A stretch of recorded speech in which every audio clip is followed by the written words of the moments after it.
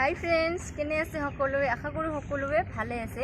Friends, আজি মই ইয়াতে ফুৰিবলৈ আহি এটা বস্তু লক্ষ্য কৰিলোঁ যে আপোনালোকে এই মূৰ্তিটো দেখা পাইছে যে ইয়াতে আমাৰ মহাবীৰ চিলাৰায়ৰ যিটো ঘোঁৰা আছে, এই ঘোঁৰাটোৰ এটা ভৰি ওপৰত দিয়া আছে।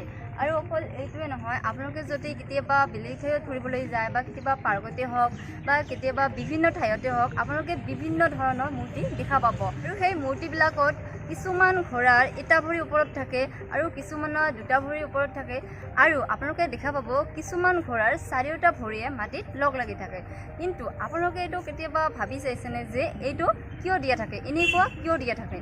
তো ফ্ৰেণ্ডছ, নিশ্চয় কিবা কাৰণ আছে। তো ফ্ৰেণ্ডছ, মই আজি আপোনালোকক এই ভিডিঅ'টোৰ জৰিয়তে আলোচনা কৰিম যে এনেকুৱা কিয় দিয়া থাকে। তো ফ্ৰেণ্ডছ, পলম নকৰি ভিডিঅ'টো আৰম্ভ কৰোঁ।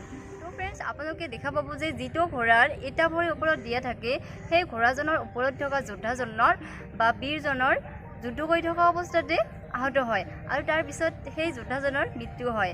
আৰু যিটো ঘোঁৰা দুটা ভৰিৰ ওপৰতে থাকে, সেই ঘোঁৰাটোৰ ওপৰত থকা যোদ্ধাজনৰ বা সেই বীৰজনৰ যুদ্ধ কৰি থকা অৱস্থাতে মৃত্যু হয়। আৰু যিটো ঘোঁৰাৰ চাৰিওটা ভৰিয়ে মাটিত লগ লাগি থকা দেখা যায়, সেই ঘোঁৰাটোৰ ওপৰত থকা সেই বীৰজনৰ এজন সাধাৰণ মানুহৰ দৰে মৃত্যু হয়।